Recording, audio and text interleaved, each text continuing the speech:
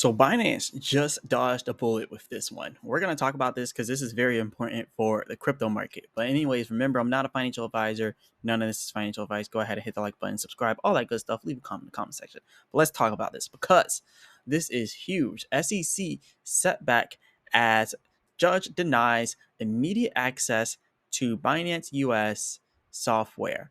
Now, this is huge because they've been really honing in on Binance recently.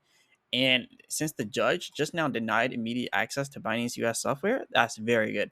Remember what the judge did with the whole XRP allegations, right? With the SEC. Like, it seems like the judges are looking at the SEC like y'all are just being haters at this point. That's honestly what it's looking like. The SEC is just being haters, and they're hating on crypto and anything crypto. They shut them down with XRP, and the fact that they just now shut them down with Binance US shows that we're kind of moving in the right direction here when it comes to the legal system inside the US when it comes to crypto. Hopefully it keeps going this way where they actually like look at them and they're like, wow, these people are they're really going after all these crypto people for no reason. Like, this is really good. It's a really good thing for crypto in general and especially for Binance. So we're going to read it on with this, but this is very good for Binance, honestly. Now, a federal judge has denied the SEC's request to access the software powering Binance US, the American arm of the crypto exchange. Now, something very good about this and also very bad about this. Well, very good is that it's a good win for Binance because, now they get some time to kind of gather things up here. But the bad part for Binance is that this is just them denying immediate access. That's immediate access. Later on, they could actually get the access granted to them if they present enough evidence that they need this, to go after them. So this could be bad and it can also be a good thing. But right now, we're seeing it's good because it's postponing it. But as long as they don't get the access to the Binance US software, then we're good. Now, the Securities and Exchange Commission is licking its wounds after a judge denied its request to access the software powering Binance US, the American arm of the exchange.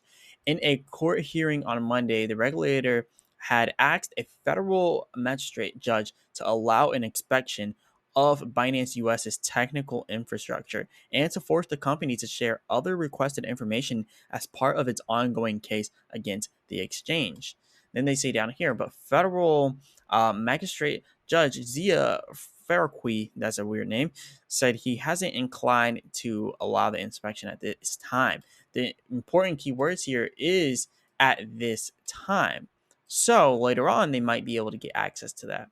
Now, instead, he said the SEC should come up with more tailored requests and speak with additional witnesses. So, in order for them to get that access, they have to come up with more requests on why they need it, and they need to bring up more witnesses showing, like, this is why we need it. So, it's still possible for them to actually get these documents. It's still possible for them to get this technology to see what exactly is going on behind the scenes. Now, they say the story is the latest chapter in a legal case that started in June this year when the watchdog sued Binance US. And it's kind of funny how they say the watchdog because that's kind of how the SEC is acting. They're almost acting like a bulldog. They're acting like a watchdog. They're really like looking over everyone's shoulder here when it comes to crypto, and it's actually pretty annoying. Imagine someone just being over your shoulder, just breathing in your ear, and it's just like, what are you doing? Like, that's pretty much what they're doing right now. That's pretty much what they're doing, and it's pretty annoying if you ever had that happen. But anyways, let's keep going over this. Binance Holdings and Binance CEO Changpeng CZ Zhao for running an unlicensed exchange. That's what they're doing right here. The SEC alleges that the separation between Binance US and Binance Holdings is merely cosmetic, and that clients' money was leaving the United States, in violation of securities rules, which I don't know. I can't even say it's not true or not because I can't see what's happening behind the scenes in Binance. Pretty much what they're alleging here is Binance US is taking users' money and they're investing it into overseas things. Like how whenever you put your money on like Robinhood or something, they pretty much take that money and they reinvest it for you inside of other things. Like if you have your invested money in Robinhood, but you haven't put it into any stocks, it's just in your Robinhood account. Well, they take that money and they invest it if you don't touch it.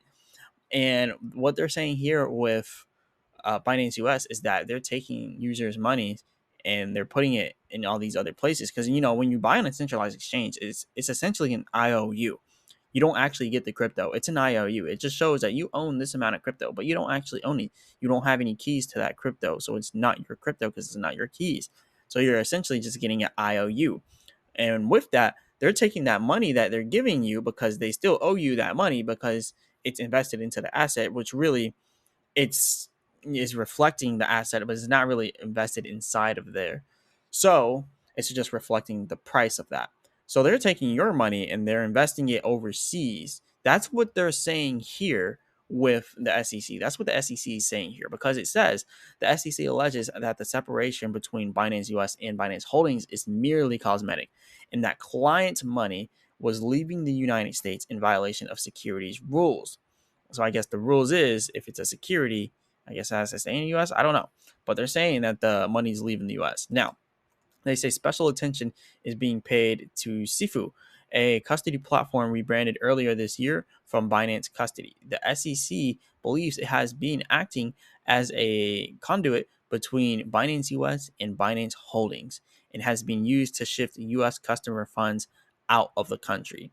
Now they're saying the request for an inspection of Binance's software was to understand what role Sifu had been playing in facilitating the alleged illegal transfers.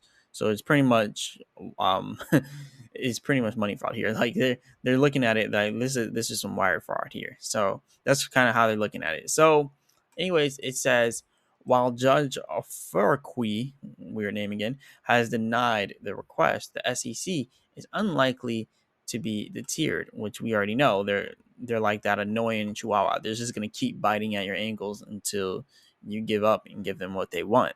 And that's kind of what they're doing here. Now, the SEC had claimed during the hearing on Monday that Binance had supplied only 3 witnesses and fewer than 250 documents in the case so far. So, the regulator has also alleged Binance US has blocked requests to depose top executives.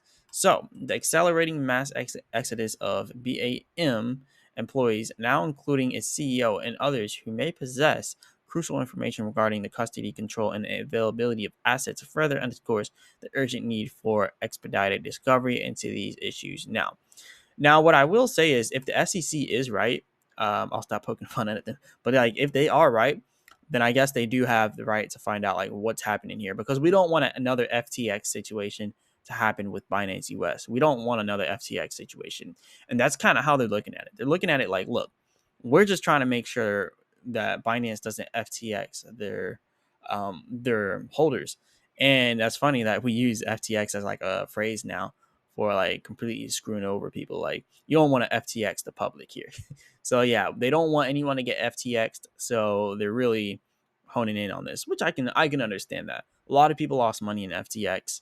There's also other exchanges that went down like this. So hopefully Binance isn't doing anything shady behind the scenes because we don't want to get FTX'd.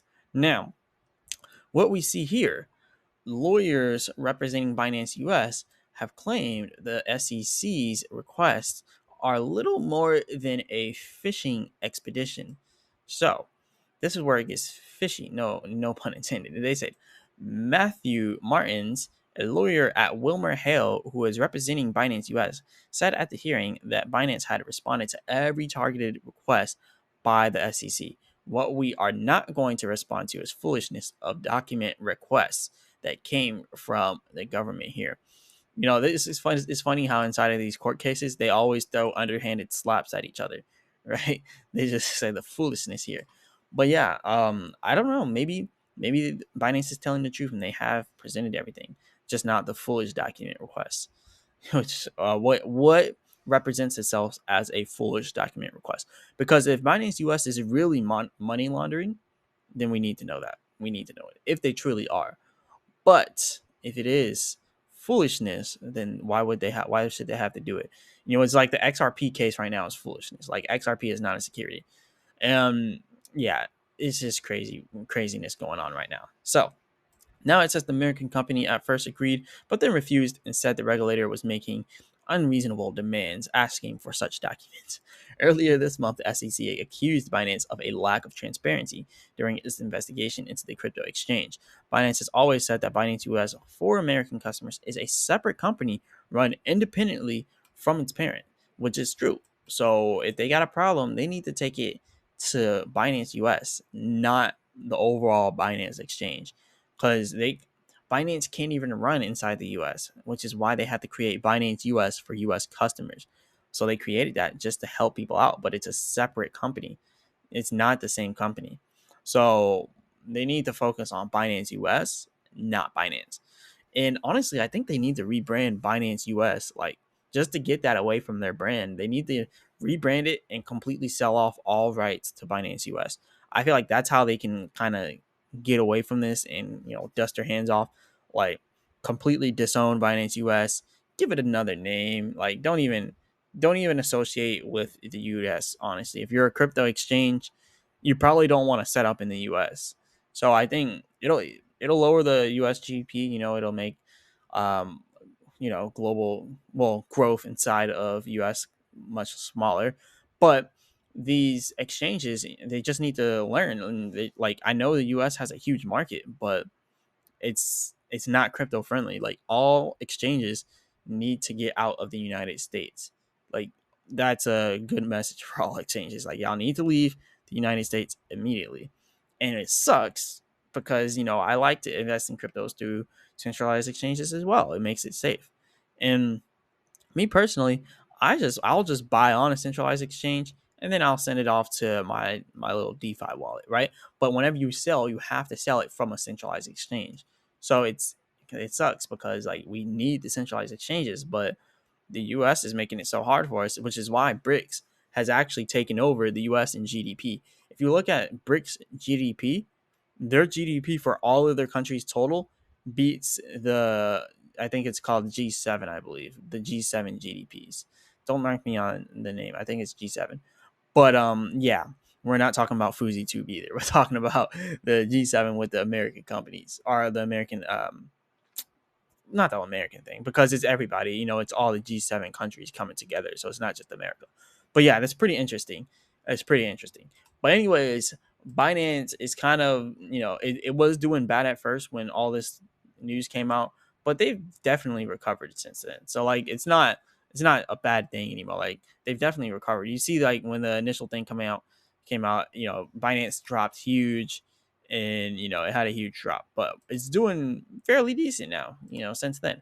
But you got to think about where Binance came from. Binance came from 3 cents. Like it was at 3 cents at the peak. It got to $686. It's not far from the peak, like, and it's only 68% away from the peak. So getting up to 3 cents again for Binance is definitely possible. And I think they just need to disown Binance US, honestly. But I don't think it's possible at this point because the branding is just too strong there. But anyways, looking at the Binance technical analysis here, it looks like we are making our way up here to that resistance at $225. So we'll see if we get rejected there. The momentum wave bands are now showing us that it's kind of flattening out here. We can see down here on the RSI that it has just now crossed down here, but it looks like it's about to cross again, going for another drop inside of price. That's what it's looking like here on the 4-hour chart when you look at the RSI.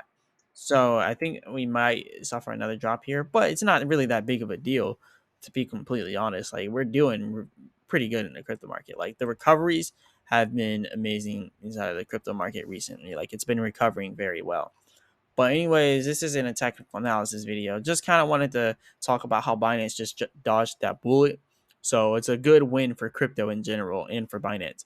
But anyways, this is all I got for you all today. Remember, I'm not a financial advisor. None of this is financial advice. Go ahead and hit the like button and subscribe. Leave a comment in the comment section.